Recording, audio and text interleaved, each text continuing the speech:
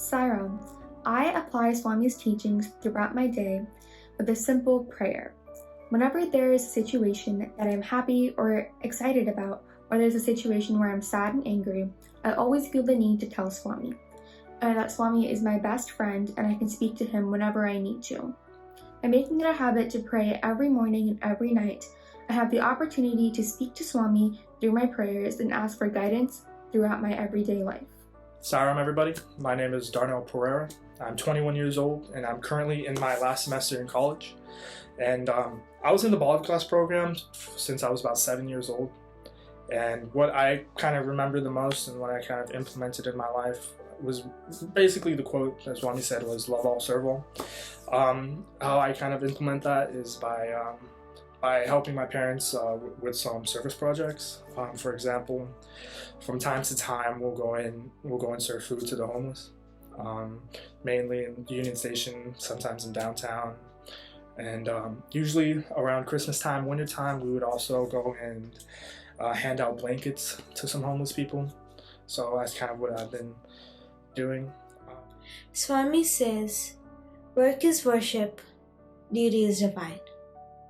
I put my 100% effort in doing whatever I need to do, either it is my school assignments or other activities. I try to leave the result in Swami's hands.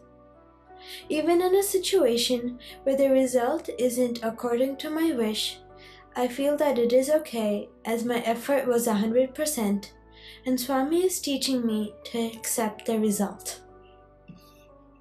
For every school assignment or test, I remind myself of Swami and write the Omkaram on the paper, even before I attempt to do any work. I'm learning that with God first, the rest will follow. I like to be a part of Swami's service projects. I try to do it with love and full enthusiasm. Whoever I come across, I try my best to be respectful and understanding, and in cases where I need to help, my heart craves to help. Sairam, my name is Soraya and I am a newfound young adult. I actually just recently started college in these past couple of months, and I just wanted to talk a little bit about my experiences with Swami and how I implement his teachings and his values in my day-to-day life as a young adult. So when I think about how I implement his teachings, I think the main thing that I do is find a couple minutes of my day, whether that be in the beginning, during, or at the end of my day, where I just have a conversation with Swami. It could be really little things like reflecting on the events of my day, if I met, someone new, or if I started a new class, things like that, or I could be asking him for advice or for guidance if I'm stressing out about a test or an interview coming up that week. But having these conversations with Swami are really important, I think, for my personal relationship with Swami, because it really helps me remain grounded in a new environment like college. When everything is bustling and very hectic, having those conversations for me has really helped me implement his teachings on a day-to-day basis. And when I have these conversations, what I like to do is I like to reflect and think back on the teachings that we've learned just growing up, being exposed to Swami. Personally, I have been in Bobby class since about the age of 5, since kindergarten, and that means that I was constantly surrounded by his messages, his teachings, and stories about his life. And when I think about any conflict that arises in my life, I constantly try to think about whether or not there was one week that we focused on this, and I really try to evoke those values that I was taught in my day-to-day life. And so I constantly ask myself, if I was in Bobby class and I was to bring up this question that I had with a teacher of mine, or if I was to have this conversation maybe with a parent, what would their advice be through the lens of Swami's teachings and his guidance? And that's really helped me in these past couple months. Sarah, for me, my application of Swami's teachings reside more in the fact that I always try to communicate with Swami at least twice a day. I feel like with COVID, most of our days as a young adult can be quite monotonous, as we just tend to, get up, work, eat, and go back to sleep. without really doing anything else in the day. However, being able to pray twice a day allows me to start the day with God in my mind and also end the day with gratitude, and also allows me to kind of reflect on the day, what happened, and things that I can improve upon and things that I thought went well, and I thank Swami for that. Other than that, however, I don't really find myself actively trying to apply Swami's teachings. I would say more so when I'm in situations where I need to make an action, I really take a step back and think about the teachings I've had through Bhavikas and through my parents. And at that moment, that's when I really make my decision and kind of plan my course of action. Sorry. Sairam. I am applying Swami's teachings in my day-to-day life through prayer and a simple conversation. Throughout my trials and tribulations, and courses and different paths of life that I've taken, I believe that the one person I can always go to, regardless of the situation or circumstance, is Swami. Whenever I'm stressed, whenever I'm in doubt, whenever I just need a friend to talk to, I chant the Gayatri Mantra and have a conversation with Swami. And through some form or another, could be big, could be small, could be simple, or could be extravagant, Swami has given me the answer and has left me at peace. Regardless of wherever I go in life, I am confident that I always have Swami to come back to. He is my biggest friend, my truest friend, and I'm proud to call him my best friend. I would say the main way I apply Swami's teachings in my day-to-day life is by doing volunteer work and service in my community and also at my university. And during this time, I've had the chance to teach younger students, and also I've had the chance to serve elderly communities. And I've noticed that even whatever little service that I do, they feel so grateful and so happy. And I've learned it's not as important the scale or quantity of service that you perform, more so it's important the quality and the effort that you put into the service, which is something Swami has stressed repeatedly throughout his life. Sairam, everyone. So I started attending Bhavikas at the age of 7, towards the beginning of 2nd grade. And through various lessons, I was able to learn valuable moral values, as well as the importance of tolerance and loving everybody, despite our differences.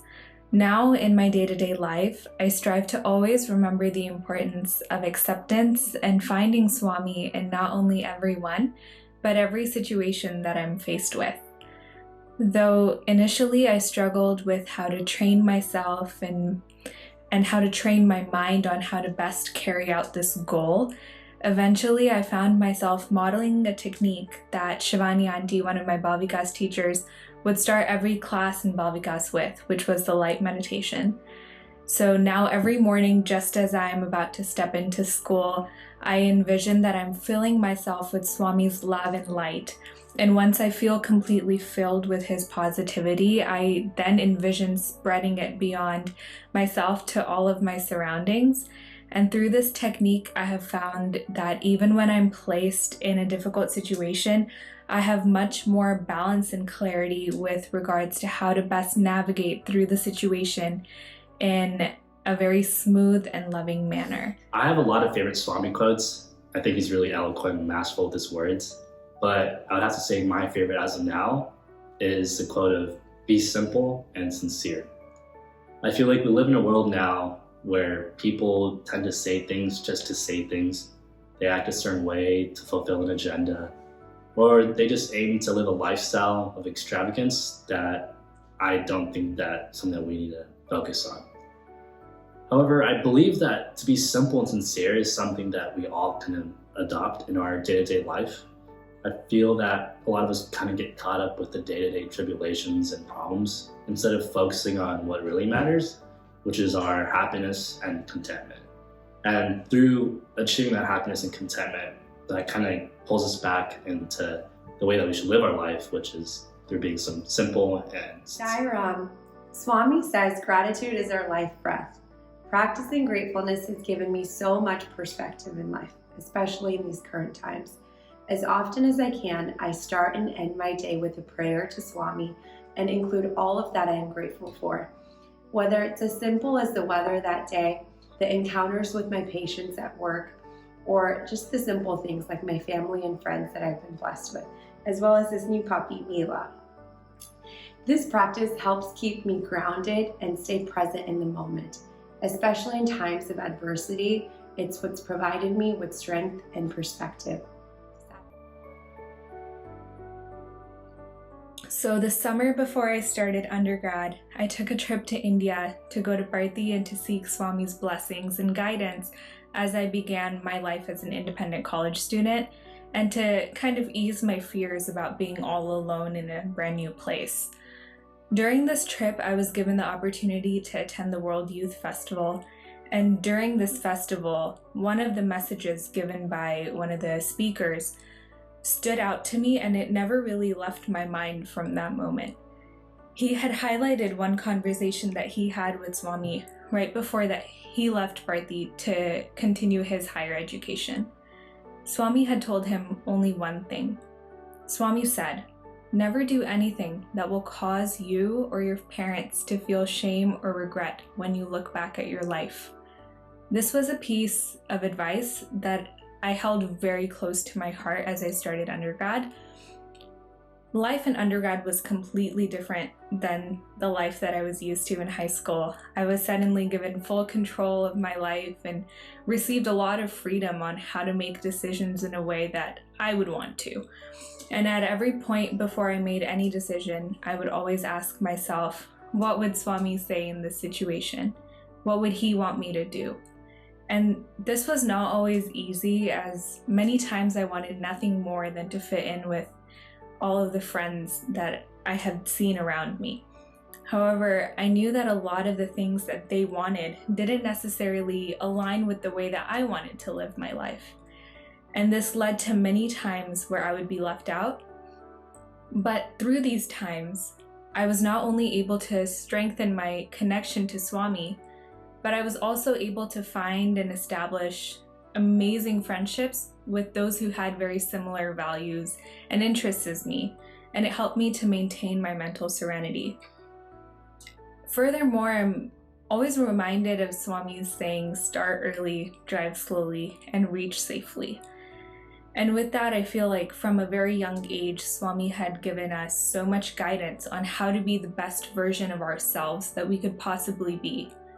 And though this might have made our initial journey through school and college a little bit more difficult, at the end of the day, it has made us so much more loving and caring and understanding as young adults. And I feel that it is now our duty to navigate through our daily lives while always living his message.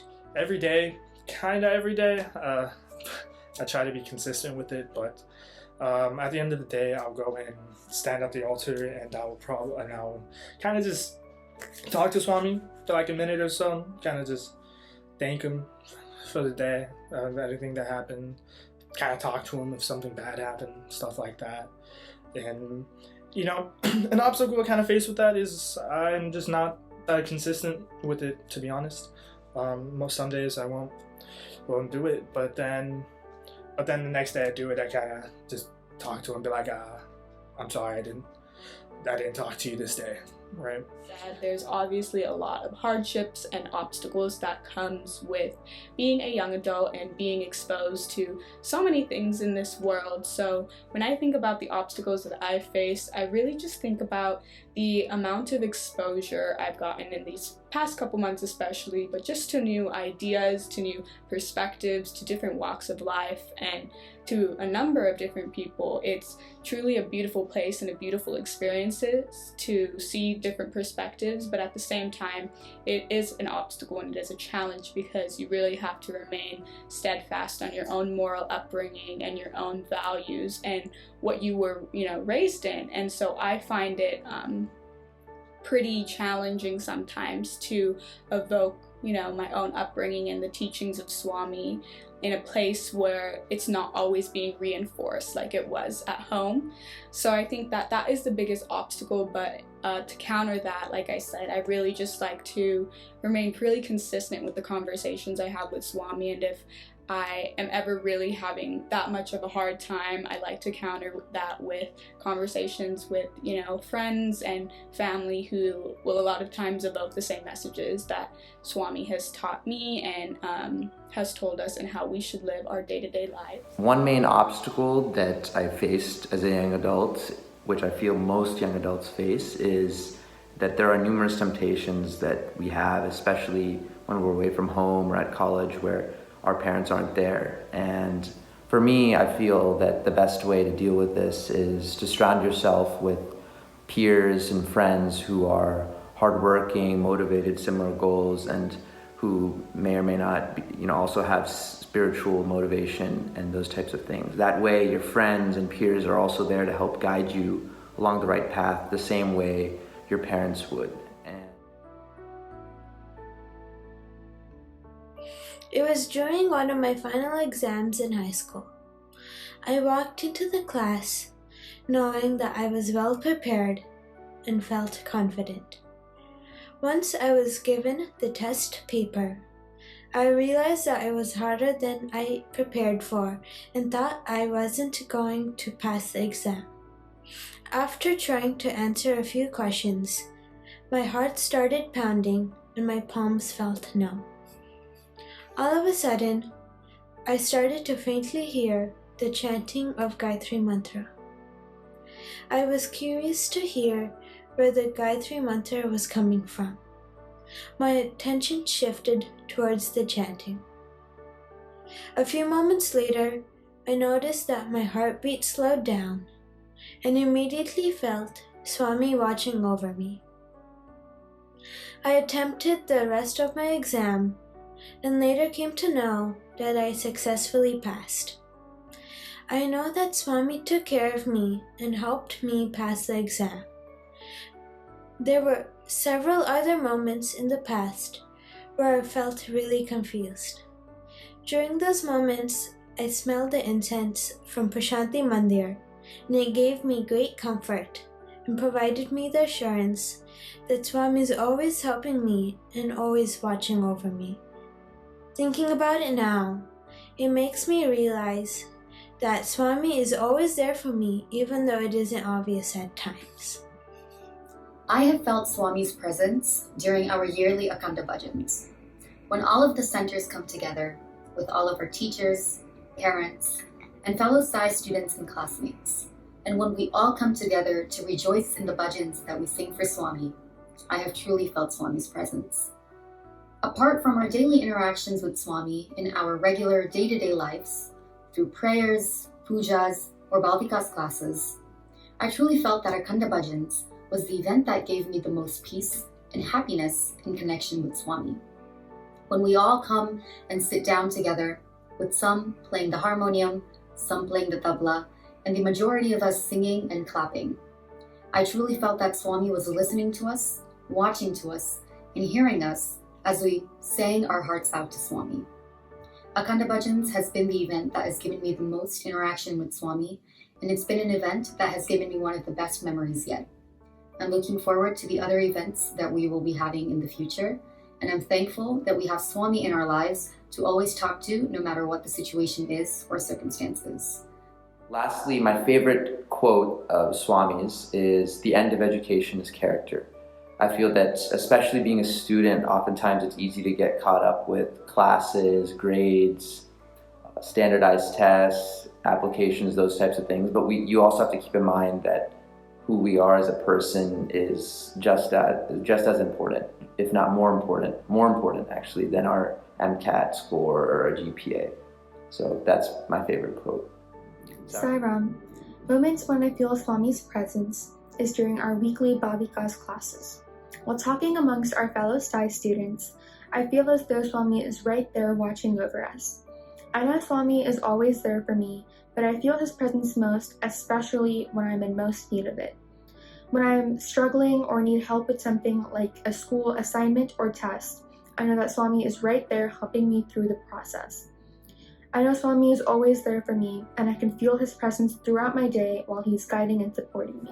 So I'm very injury prone. I kind of get injured a lot. A lot of injuries come from basketball. It's just my weak ankles. So from time to time, if I get injured, I'll come home from the injury and I'll be like, "Mom, can you get some lingam water, and can you get some vibhuti, and can you rub it on my ankles or something?" The most recent thing that happened was I about a month or two ago, I herniated a disc in my lower back and kind of led to some nerve damage in my left leg. And I kind of just tell my mom, I need some vibhuti right now, and I need some lingam water. So that's one way that I kind of feel his presence a lot. And I kind of talk to him like, oh, please, let's heal this injury, stuff like that, you know. Another thing that has happened where I really felt his presence was recently I got into a car accident. I skidded off the road and I slammed into a pole. And that one I really felt his presence, because in some scenarios I really could have, in my opinion, died. And ever since then I've been thanking Swami for that. For like, oh my God, thank you so much for keeping me alive and getting me through it. I've fully recovered from it. No, nothing bad, no bad injuries happened, but that moment, that was where I really felt his presence and everything that happened with it. I think I feel Swami's presence a lot in my day-to-day life, but just especially in my work at school, just because I know that a lot of the things that have come to me are all blessings, and a lot of the things that have come to my family are all blessings. And so I truly live with the perspective that I feel Swami's presence every day and in everything, because I try to evoke the mindset that everything is a blessing. And so there isn't one instance where I feel Swami's presence the most. It's more like a perpetual presence that is being felt in the way that I am living my life. And I really, really hope that I will be able to continue those lessons that Swami has been teaching me and live the same lifestyle. I love being in nature. Being outdoors, hiking, and immersing myself in Mother Nature brings me so much peace. It truly feels like a walking meditation. In those moments, you're able to understand yourself in relation to all that is around you. It is in those moments I feel so connected to Swami. It helps me let go of the stressors of life and instead lets me focus on the connection to him. Sai Ram. The last 2 years of undergrad marked a very stressful period of my life as I was making the transition from undergrad to medical school. And this journey was a complete roller coaster ride, as it took a very large toll on my mental health, my self-image, and I really started to question my abilities and doubt my strengths. I strongly believe that the only thing that helped me through this at the time was my connection to Swami.